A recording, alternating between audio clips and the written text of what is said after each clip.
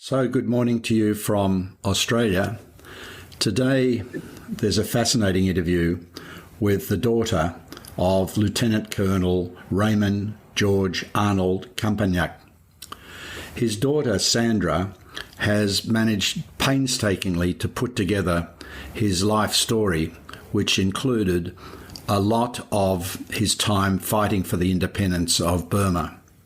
In fact, Sandra and I were introduced by another famous Burmese, Lwin, who met Sandra's father during the war years and directed me to find out more about the Anglo Burmese who contributed so much to fighting for the independence of Burma and to a large extent have been forgotten. Sandra's book is called Burma's Son, and I purchased it on one of the ebook sites, and I'm sure you can as well. And I'll leave details on the notes to this podcast so that you can also find it if you're interested. But now I'd like to hand over to Sandra to tell us about her wonderful father. Sandra, maybe you can start with your father's early life and family. Good evening to you, Peter, from Raleigh, North Carolina, USA. My father certainly was a fascinating man to his three children.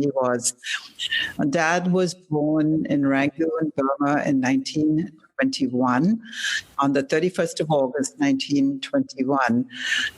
His father was a prominent barrister and lawyer at the time, and his mother, Gladys Kirkham, was a descendant of some note. Anyway, Dad, as a young boy, went to the same school that I eventually went to, St. Agnes Convent in Kyaw, and lastly, in high school, he was at St. Paul's. When he was, I believe, 19 or maybe 17, the war was about to break out, and he decided to sign up. His parents were furious with him, but my grandfather said, well, the least you're going to be is an officer. We're not going to have you down over there as a private. So before you knew it, he was in Singapore. And he was there for some officers' training and a further education. When Dad was done with that and he returned to Rangoon, he told his parents that the British were not ready for what was coming, that they were completely unprepared and not secure in Singapore. Granny got annoyed and said, "You're an idiot. You don't know anything you're talking about. You should never have done what you've done." And it went on from there. Well, Dad was right. As we all know, Dad was right. Following that, Rangoon was bombed, all that. I won't go into any of that. I'll leave that to other people. But Dad trekked out to Burma with the British Army. Along the way, he got very sick. Now, I don't know if he was sick because he had shrapnel wounds or what, or whether he got malaria, I don't know. But another Anglo Burmese friend, Theo Anton, helped him, and Dad survived that long trek into India. So did his parents leave as well? His parents also left, and my Auntie Pat and Uncle Charlie, both younger than him, were with them. My grandparents and uncle and aunt began from Rangoon. They went on to Mandalay, and Grandpa was able to secure a truck, and he loaded everybody onto it, and they went. And Granny took whatever possessions she possibly could with her. No furniture, just sheets and blankets and jewelry. That's what she took. In Mandalay, they were with the other Anglo Burmese community, and that's really another quite long story, which I think is in my grandfather's autobiography, which perhaps at some point in time you would be interested in. But From there, they were able to take the train up to Myitkyina. And there they were waiting to either continue on foot or to take a flight. Well, it looked as if they were not going to get a flight. But they were literally that day at the stream, washing clothes, etc., when another family that was scheduled to go on one of the two Dakotas that were going from Burma from Myitkyina into India arrived, and the family that was scheduled to go didn't make it. They were nowhere to be found. So some person came along and he just saw Grandpa and the family, and he said, "Come along," and grabbed them, and they just literally, but only what they had on them at the stream, everything else was left behind. They jumped on the plane and they went. Well, there were two planes. The one in front of them crashed, and that was the end of that. It was a very stormy day, lots of rain and thunder and everything. And Grandpa and Granny and my uncle and aunt made it into India. Wow. And that's how they got there. Wow. And your father then, he went out with the army. Yes, he went out with the army. And he ended up eventually in Mao, at the officers training camp in Mao. And he was lieutenant at this point. And my American accent comes into play, lieutenant in British words, lieutenant in American. But anyway, over there, he met what he told me was a very pretty little girl, and her name was Joyce, White, and she was typist in the typing pool over there. And of course, they began, she was 19, he was 21, and they began batting eyelids at each other. And about 9 or 10 months later, they were married. And I arrived literally 9 months later. With the parents' blessing or no blessing? No blessing whatsoever. No blessing. Dad was really a very good-looking man. He really was. Yeah, and you can see from the photos. Very, very dapper as a young fella. And of course, Mom was completely smitten, as all the girls in Mao were, with these Burma boys arriving. They had never seen such. They were really a handsome group of boys, including my uncle Terence Dano, who married Mom's older sister, Merlin. And just to sidetrack a little bit over there, Terence had been married before, but his wife died on the trek. And you can find her at the Anglo Burmese library on the trek. You can see over there Mrs. Terence Godano, and she dies. And she was expecting a baby at the time. And of course, she perished. She was unable to make the trek. So he was a widower. My Auntie Merlin had also been previously married, and she was a widow. So they were a perfect match for each other. Very good looking people, the pair of them. But anyway, my mother was very defiant, and now she was 20 years old and quite determined that she was going to prove that she was very eligible to be married, because Nana would say, you're not as pretty as your sister, blah, blah, blah. You're darker skinned than your sister. You'll never find a husband and things like that. And so Mom was quite determined. And when this fellow asked her to marry him, she was like, okay. My uncle was coming home, and he noticed a bicycle under my Nana's window. And my mother used to share a bedroom with my Nana. So he walked into the bedroom, and there he saw my mother stuffing clothes into a pillowcase. And he said to her, "You are such a disgrace to the family." And he said, "I see Campy." Dad was known as Campy. "I see Campy walking around outside, and his bicycle is under the window." And then he left the room, and he came back and he threw a suitcase at her, and he said, "Stop disgracing the family. At least use a suitcase." And he said, "And I won't tell Ma." She said, "Oh, thank you, Bantu, thank you." And out the window she went with my dad. They hopped on a train from Mao, and they went on to Kanwa, where they went to a judge's or some civil ceremony. They went through that anyway. I don't remember what they called it. And came back that very same day. And Nana was furious.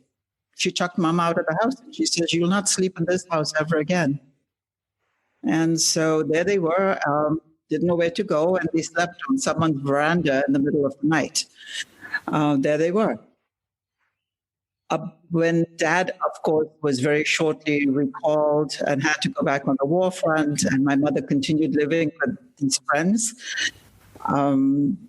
she was expecting me by now. And Nana happened to see her on the street with a little bit of a tummy sticking out. And she said to my mother, whose pet name was Didi, she said, "Didi, stop disgracing the family. Come home immediately." So Mom went home. And my Nana was really a wonderful, wonderful woman. She was very strict, very cautious with all of her children. She approved of nobody, absolutely nobody. So it wasn't just Dad. She approved of nobody, including my uncle. Oh, she did approve of Uncle Terence, but she approved of nobody else. Eventually, she changed. Oh, she loved my dad. She loved my dad because once the kids got married, then everything changed. She accepted everybody, but my dad was a particular favorite for sure. So, turning now to your father's stellar military career, yes, he became a colonel at 26. That's very young, very young. Yes. Is there anything you'd like to mention about his military career? Because there's so much. Well, he came, I think, with high credentials after World War II because he was in intelligence. He was a Chindit, and he was in the second Chindit expedition. And there's a lot about him. I have not had access to everything yet. I've got to continue looking, but he was mentioned in dispatches twice. So obviously, he did a lot. So he also knew the Karen General Smith-Dunn, and he also knew General Lwin. So both of these men were good friends. And so all of that, plus Dad had a lot of charisma, a lot of background, and so he got promoted to Lieutenant Colonel. His first assignment was in the 5th Burma Rifles in Akyab. And over there, Dad fought the Mujahideen. That is mentioned in the book. What he did in the Arakan is mentioned over there. And at the end of that range of battles, Dad was awarded the Sithu Medal. Just to mention what that is for the non-Burmese that are listening. It's for valor, or it's for contribution to the country. It's the highest award. It is for both valor and contribution to the country, because Dad was one of the officers, the Anglo Burmese officers that began the formation of the Burma Army. Eventually, it's evolved into something that none of us like very much. Very sad about that. But in the early days, it was a magnificent force of people. And Dad was one of the leaders over there. And all of that is mentioned in this book of mine. Very, very few people are awarded a Sithu, and particularly at that time. Very, very few people. I think only about 3 Anglo-Burmese were awarded this medal. I'm not positive, but I think I believe only 50 in total of this medal was awarded. The ones that went to the Burmans were called Thura Sithu. The one that went to the Anglo-Burmese were called Sithu. Right. So very prestigious. It's a beautiful medal. Well, still prestigious, yes. Yes, it's so beautiful, and I'm so proud that my mother decided to give it to me. That's lovely. Yes. So he also was wounded, is that correct? We have to fast forward a little bit in time, and we go now to Kyaw, where he was commander of the 4th Burma Regiment. As far as I know, only the regiments that were Burmese or with Burmese tribes had the rifles behind their name. the 5th Kachin Rifles, the 5th Burma Rifles, versus now we are at the 4th Burma Regiment, and they were Gurkhas. So Dad's main duty now was the Burma-China front, where he was fighting the Chinese communists and insurgents that were in that area. At some point in time on a reconnaissance, this is again a lot of bravado on my father's part. Well, I don't know if I should call it bravado. I don't know what I can call it. But he decided to just go off with his driver and do some reconnaissance on his own. Now, he was a lieutenant colonel at this point. He should not have been doing that, but he did it anyway. And of course, he got captured. And there was a band of people that captured him. Eventually, the whole band seemed to have gone ahead, and they left only one guy in charge of him and this other guy and his driver. And they were in the, slush and up the hill and everything. They were going. And Dad, had his hands were tied, all this kind of thing. But he must have communicated with the driver, and an opportunity arose, and Dad kicked the guy, this person with the gun, kicked him in the groin, and the fellow fell to the ground. And Dad and his driver took off as fast as they could. I don't know how they got out of their rope-tied hands. I don't know how they did any of that, but they managed it, and they ran and ran and ran. And all of a sudden, Dad felt a sting in his leg, but he kept running, and then he suddenly dropped because he realized he'd been shot. And he tumbled into a ditch. He said to the driver, "I can't go any further. You go find help." And the man, the soldier that had captured him, decided to give up. He was looking for a while, and then he just gave up. And Dad managed to tumble into a more secure ditch. And then eventually a platoon came out, and they found him, and they took him back. But he was very sick. Of course, he got infected, all this kind of stuff. And then headquarters said that he had to return home to recoup. And so we were very lucky that that happened, and Dad survived all of that. But yes, I don't know if he would have been executed. More likely than not, he would have been executed. A huge prize for the communists because he was a colonel. So that's my story about that. And what happened after independence? So we go back a little bit into the time that incident I just spoke of happened after about 1950-ish. But going to independence, we had the Karen insurrection occurred. And it must have been now Lwin also speaks a lot about this, because he was the one who airlifted my father's entire battalion, the 5th Kachin Rifle, the 5th Burma Rifles, from the Akyab region into Mingladon. Dad's battalion was the only fully equipped and ready to go battalion because of what Dad did. The rest of the Burma army were pretty ragtag still at this point. The next best equipped were, I believe, the 3rd Burma Rifles, and that was commanded by Colonel Chitnyang.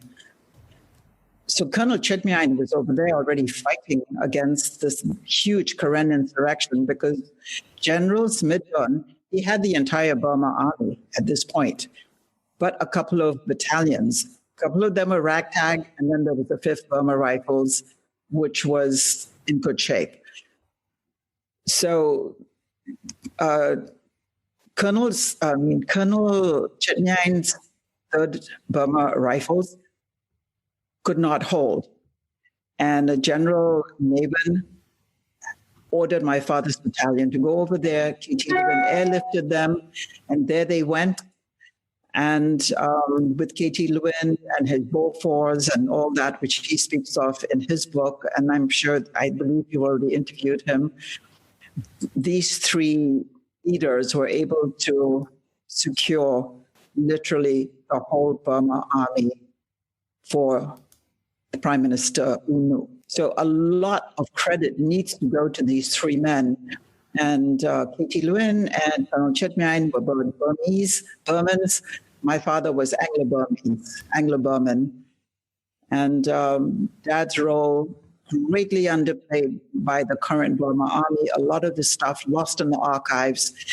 Some of it is resurfacing, but now with the current situation in Burma, I don't know what's going to happen to all of that stuff. I know a lot of documents were already destroyed. But I think a lot of credit should go to the Anglo Burmese who were completely loyal to Burma.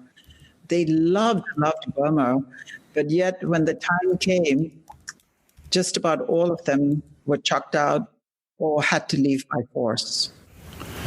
And my father was one of those that had to leave by force. Yes, just on that, what actually happened around that period, because it affected your life too, right? Yes. Yes, my heart will always lie in Burma. I left when I was almost 13, but my heart will always lie in Burma. You were in school. Burma. I was at school. Yes, I was at school in Kyaw at the St. Agnes Convent. And out of the clear blue, Mother Seraphine, an Italian nun, came to me and she said, your suitcase is being packed and you have to leave. And you are now going back to your parents. And I was quite baffled. I didn't know what was happening. I saw this big lorry outside the gates. And one of the soldiers that I was familiar with, he was beckoning to me, but I thought, no, I'm not going to go over there. But then Mother Seraphine said, no, you must go. You have to leave now. So I went. You just listened. You obeyed your superiors. You just did that without question. I went and did the long drive back in the lorry. And I had a guard lorry in front of me and a guard lorry behind me. So the three lorries and with me in the middle, I went from Kyaw to Mienjan, where my dad was with the 5th Kitchen Rifles. In Mienjan, my mother told me that very soon, in a few days, I would be going to Rangoon and that we would go to England. And I didn't want to go to England, but my mom said, well, we'll talk about it. So to Rangoon I went. I really did not completely understand what going home to England meant, but it was in the back of my mind. And I really didn't believe that I would be going home to England. I was at the same Why was it all so sudden? What was the reason? I learned many years later that, an officer, and I don't think he was Kachin. I believe he was Karen, but within the Kachin army. But he was Karen, had walked into my dad's office. A couple of the officers outside the office noticed that he had drawn his revolver. He went into the office and he held the gun to my father's head. Well, he pointed it at my father's head. And these other two officers burst in after him and they grabbed him. So I think this was the second time that my father had been so frightened by something like this that my dad did a request to be taken out of Burma. And he went to the British embassy, to the British consulate in Mamio, and he said, I want to leave. The time has come. And so the British helped him out of Burma. A man that we refer to as our bread and butter, named Alan Rowley, was the person who instrumented this. He was at the consulate in Mamio, and he told me in person that they did some not quite proper things because Dad was a Burmese citizen. He was not British. Mom and I were, but Dad was not, and nor was my brother, Haswell. He was not a British subject.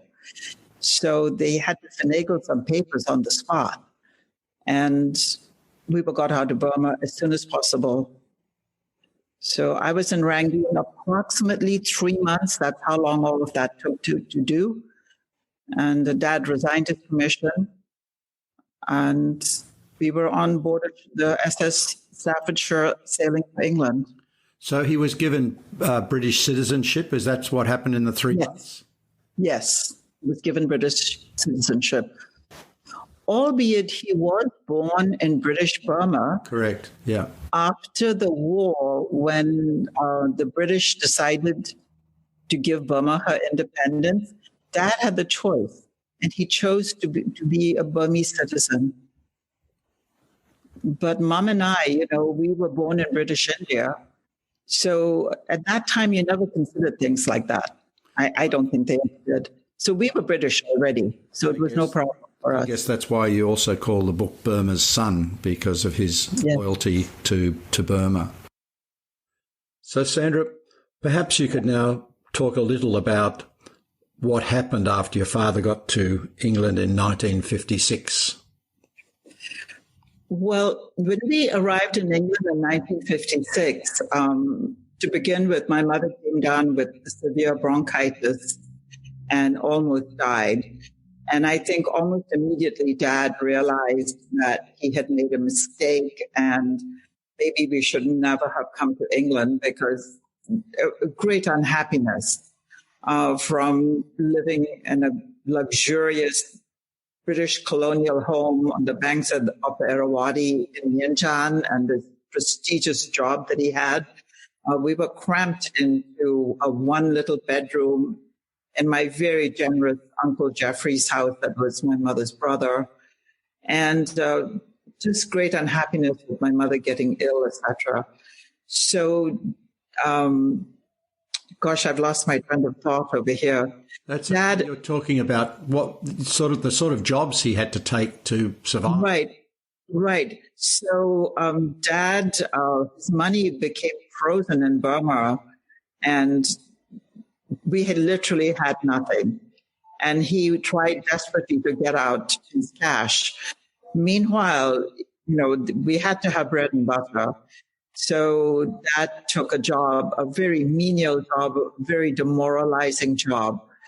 And one day at a party at the British Embassy, some British place anyway, Dad's name came up in a conversation, and Alan Rowley was over there, and Desmond Parkinson, all of these kind of people, Cranley Onslow, Lord Cranley Onslow, all of these kind of people were there. And they said, well, whatever happened to Campagnac? So then they discovered that this poor guy was working in the post office because he had to keep bread and butter on the table. And they said, for everything that he did for us in Burma and the war years, we have to do something for this man. And so Dad was then found, very easily found, and he was given a position. First of all, he was sent off for some officers' training, and he went to where people like him were sent to at Sandhurst. And he passed over there with flying colors, of course, because he'd been through World War II. After all of that, he was given the position of a plain lieutenant, rather insulting considering he'd been a colonel and everything that he had been through fighting the communists, everything else in World War II. Regardless, he sort of, tongue-in-cheek accepted this position, but he was not happy. So they said then they would send him off to Indonesia. I think it was called Indonesia. I don't recall what exactly it was called or exactly the place he was supposed to go to. But anyway, that is where he was to go to. But again, very insulting. He was to go over there and set up this entire British consulate over there. And after all was said and done, and if things went well, after 1 year, along would come a young whippersnapper, and they already named the person, Dad was now in his very early 30s, but a man at least 10 years younger, no experience in the Far East. And this man was going to be sent as his boss. Well, Dad didn't like that one bit. It was a great insult to him. And he was like, no, I'm not going to do that. So he went to Alan Rowley who had been a great friend of his, an Englishman who'd been a great friend of his during World War II. And Alan Rowley said, well, we're going to do something for you. This is ridiculous. This is not acceptable. So before you knew it, with a lot of negotiations, he was trained. And, because Dad was an intelligence officer in World War II, he was a trained brother, and he was employed at the Foreign Office in England. And that's where he was very, very happy, and that's where he ended his career. And what were the links between Alan Rowley and him back in Burma? Do you remember? Alan Rowley was also in officers training in Mao and also up in Dehradun. Now, Dehradun was a place where a lot of Anglo Burmese who loved Burma, were very loyal to the British, wanted to remain in Burma. And they wanted to develop Burma to become an independent country. That is where a lot of these people in Dehradun were trained. And that's where my father was. Now, it's sort of a double-sided coin, Peter, which I'm not really sure that I'm qualified to speak of because I might say something I shouldn't. But my impression is that they were sent over there, remain loyal to the British, but also remain very loyal to Burma, where they wanted to stay, and to develop this country and to take it out of the bowels of being a third world country with everybody floundering into a good nation. And I don't really know how to express myself when I'm talking about this because I'm really not qualified. But that is what my dad had hoped for. And when he went to Burma, as time went by, things just didn't go right. Things went more and more and more wrong. There were 2 assassination attempts on his life. One I'm really not clear about. One I know he thought was going to be it, but it turned out not to be. And the third one positively was. And when that one occurred, Dad immediately went to the consulate in Memio and he said, I need to get out of here. My life and the life of my wife and 2 children is not safe. Was this directed at Anglo Burmese, or was this directed at because of who he was, his rank? I believe it was directed at Anglo Burmese that had prominent positions. So I think that it was a national thing. I think there was an element of jealousy going on over there, and people unable to comprehend that it didn't matter if you had British blood. It didn't matter if you had English blood. You were born in Burma. You spoke Burmese. A lot of people, Anglo-Burmese, married Burmese. A lot of them married, like my dad happened to marry an Anglo-Indian girl. But, that was just the circumstances of war. Dad was terribly young when he met Mom. Yeah. He was nearly 21, and they were married within 9 months of meeting each other, 9 or 10 months of meeting each other. And they were definitely, it was a war romance very quick. I think you actually had an unusual meeting with the most famous nationalist of that period at your home in England. Oh, yes, we did. Yes. General Navin was also a family friend. He called himself my Burmese godfather. And I have great memories of, it's a tiny little thing sitting on General Navin's lap. And he called me Sandra Campagnac. And that was, Sandra is a Burmese name, very much like Sandra. And General Navin was so fond of me, he named his daughter Sandra. I didn't realize there was the link, but definitely is Sandra is his daughter. Yes. And so I liked General Navin. I loved General Navin a great deal. What happened to him later, I really cannot speak of.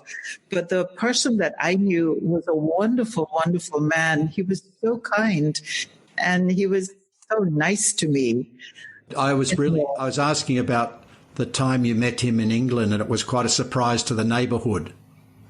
Yes, it was quite a surprise over there. This man came along and Mom had sort of said to everybody, to my brother and myself, we had to be on our best behavior and all this kind of stuff. And he brought Mom a big container of Burmese prawns, really big, gigantic things that looked more like baby lobsters. And Mom on the spot, she cooked. Mom was a fabulous cook. She could adapt to any style of cooking. And she probably cooked Burmese food better than most people from Burma. She was excellent. She was a first-class chef. Anyway, Mom, while the men spoke, Mom cooked a big prawn curry up. So I remember all of that. Amazing that he obviously brought that all the way from Rangoon direct. Well, a wealthy man, private jet, probably frozen, Yeah. I suppose, yes. And I understand from reading the book that, he turned up in a Rolls Royce, which was rather unusual in the neighborhood. Yes, my brother was quite astounded because he was the one that saw that, and he couldn't believe his eyes. And I think he writes a little bit about that in his introduction in the book Burma Son. But he was General Lwin. I was terribly fond of him, and it's really sad because of what happened. And other people have very bad memories of him. So, every human being has more than one personality, in my opinion. And I only saw the good side of him. I never saw the bad side of him. This was pre-1962, though. It was pre the coup, wasn't it? Oh, absolutely. Yes. So it was really a meeting of old friends between your father and him. It was a meeting of old friends. I cannot speak to what the meeting truly was about. I don't know. Because Dad was an intelligence officer in World War II. They were comrades at some point in time. They saw, before independence, the insane insurrection, all of that stuff. They were very, very closely linked. And General Lwin referred to himself as my Burmese godfather. He was very kind to me. He was very nice to me. I have a great memory of the time when then Marshal Tito, who became the leader of Yugoslavia, when he came to Kyaw.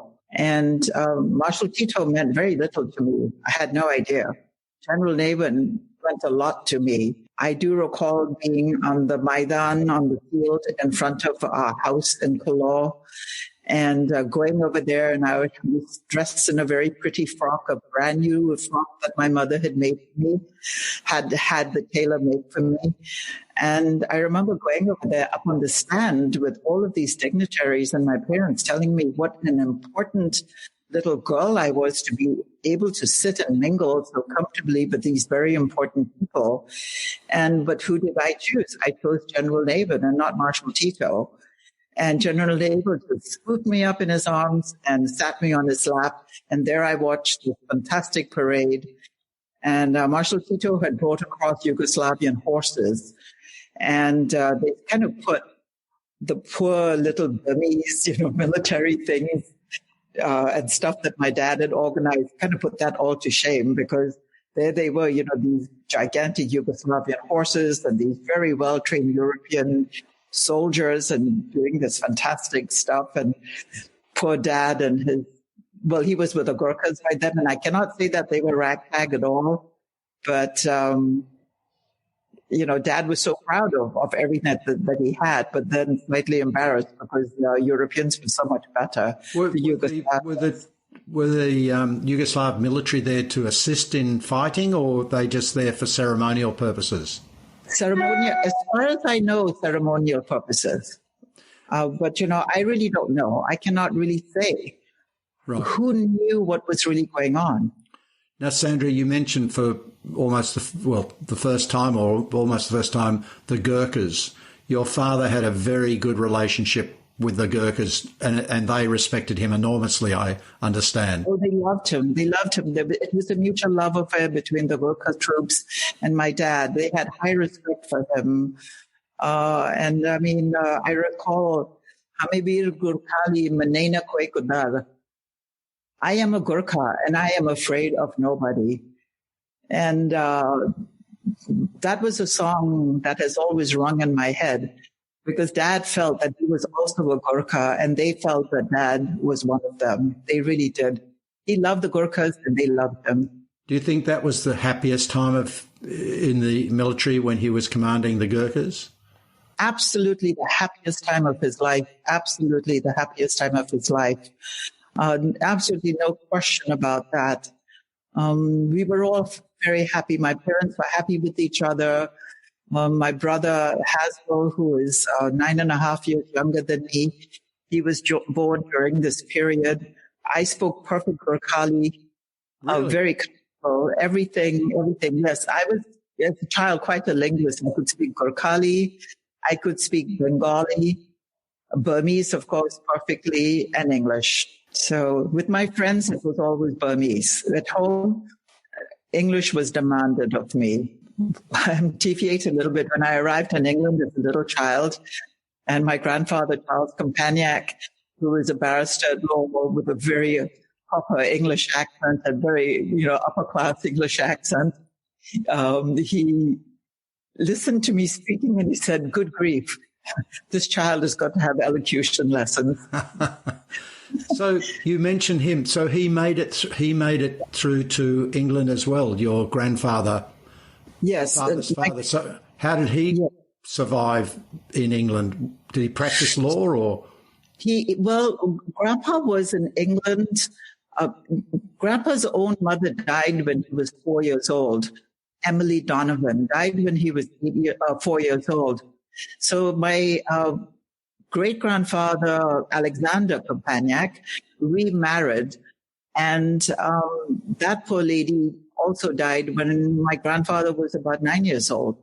So Alexander had no idea what to do with his children, and Grandpa being the younger of the two. And so he shipped them to England. My opinion is that he was actually going to bring them to America. But somehow he got sidetracked in Liverpool, and before you know it, he ended up just staying on in England. And when Grandpa was 9 years old, and I don't know why Alexander got sidetracked, but anyway, he did. There he was in England. And he left his two children behind in England. He never saw Grandpa again for about 13 or 14 years. Wow. My grandpa was put into a boarding school in Taunton, the Taunton's Boys School. I believe it still exists. It does still exist. I know it does. And because in the last maybe 10, 12 years ago, they sent me 2 report cards of Grandpa. And the first one he didn't do as well. The second one he did quite well. But, back in those days, they learned Greek and all this kind of stuff. So he was a pretty good student. And when Grandpa was first sent, when he was done with his schooling in Taunton, they said he was going to go to the temple in London. He thought that he was going to become a Jewish person. So he had no idea what the temple meant. And then he went over there and found that it was really law school. He was going to be a lawyer. Well, he did. He became a very prominent lawyer. But when he returned to England, when they fled during the war, remember, from Burma to India, then to England. Yes, so I deviated. Sorry, I tend to do that. My mind wanders.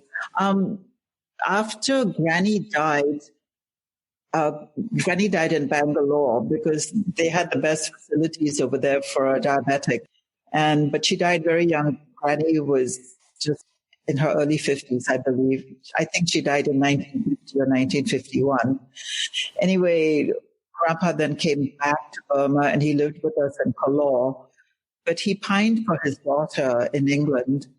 So after about a year or 14 months with us in Kyaw, Burma, Dad paid for him to return, to go back to England. Now, you have to remember that Grandpa, at this point in time, had spent a great deal of his life in England already. He went there as a 9-year-old child, and he did not return back to Burma till he passed the bar. at the temple. Became mayor of Rangoon, right? He was mayor of Rangoon for a while, and he was also in the British Senate. Wow. So he was quite a prominent man in his day. So I loved my grandpa very much. But when he came back to England, he was still a young man. What did he do to put bread and butter on the table? So he never worked again, Grandpa. When he returned to England after World War II, he was probably early 60s. Okay. And so he was already older. And very, very sadly, Grandpa, although he had this very upper English accent, he'd gone to a private school in England, what they call public school in England.